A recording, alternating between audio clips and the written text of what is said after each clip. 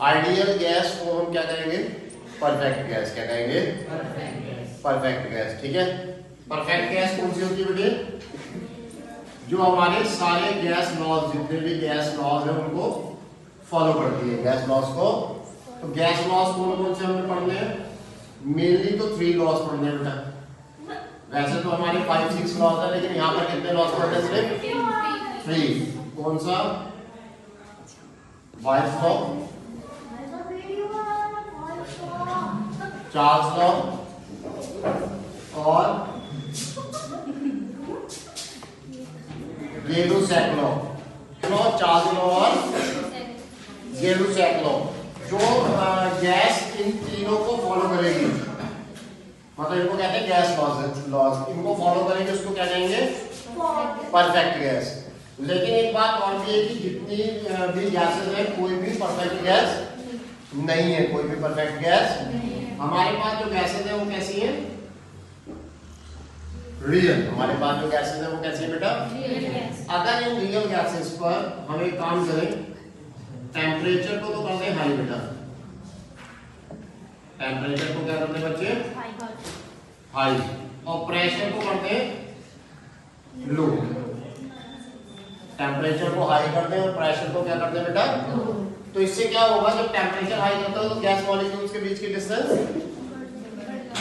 Very good increase हो जाएगी, और जब प्रेशर लो करोगे तो भी इंक्रीज हो जाएगी। जब इनके बीच की डिस्टेंस सफिशिएंटली इंक्रीज हो जाएगी तो इनके जो मॉलिक्यूल्स हैं उनके बीच में ना कोई अट्रैक्शन होगा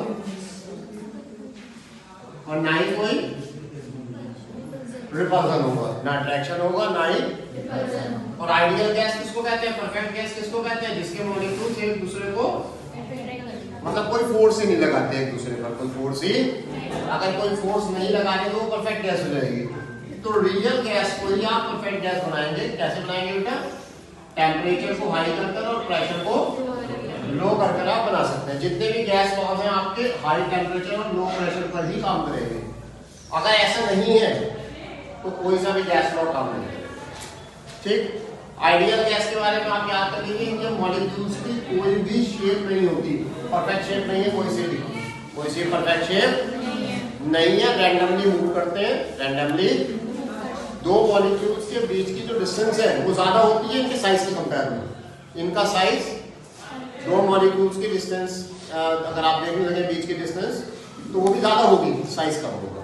तो ये पॉइंट आपने इसके बारे में लर्न करना है। ठीक है, मैं आगे लिखवा दूंगा।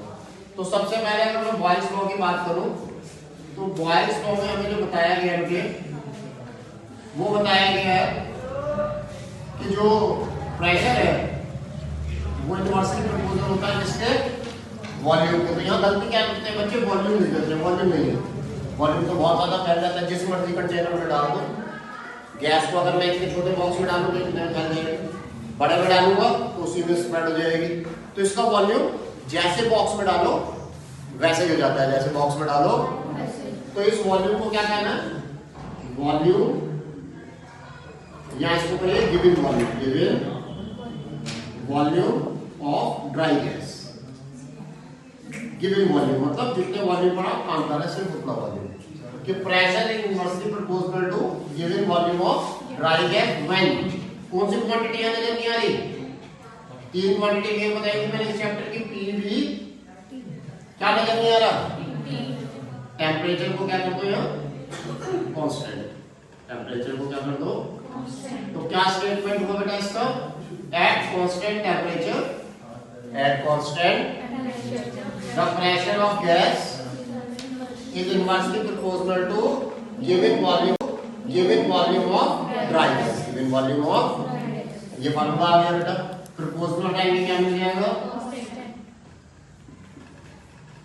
ये हो गया हमारा कांस्टेंट ऑफ प्रोपोर्शनैलिटी। तो K इक्वल कितना हो गया बेटे? मतलब P और V की प्रोडक्ट हमेशा कैसी रहती है? अगर दो गैस के लिए लिखना हो तो P1 V1 पहला गैस का is equals to P2 V2 दूसरी गैस, ये इक्वल होगा। इसको कहेंगे बॉयल्स लॉ इक्वेशन। ये इक्वेशन है। रिलेशन कैसा बेटा इसका? तो इनवर्स रिलेशन में कैसे ग्राफ आता है बच्चे?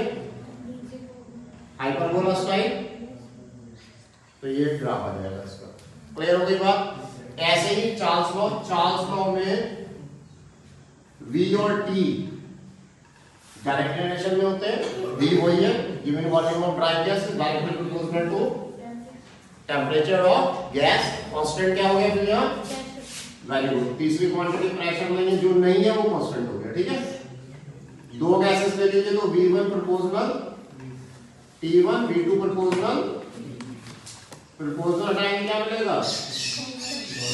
Very good. यहाँ भी प्रोपोर्शनल हटाएंगे क्या मिलेगा? डिवाइड कर दीजिए V1 upon V2 is equals to ये कैंसिल विद K।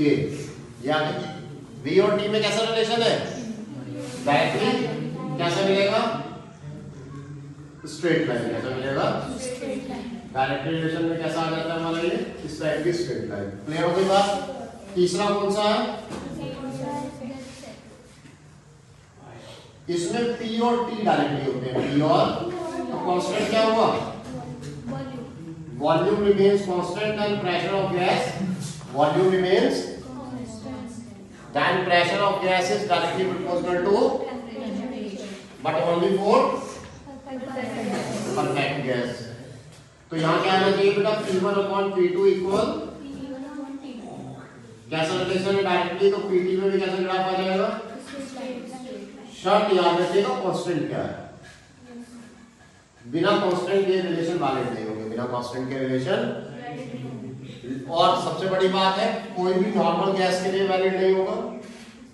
अगर आप गैस ले रहे हैं तो टेम्परेचर को हाई कर दीजिए और प्रेशर को, तो ये तीनों लॉ जो फॉलो करेंगे इस कंडीशन पर, ये जो लॉज फॉलो होंगे वो गैस कौन सी होगी?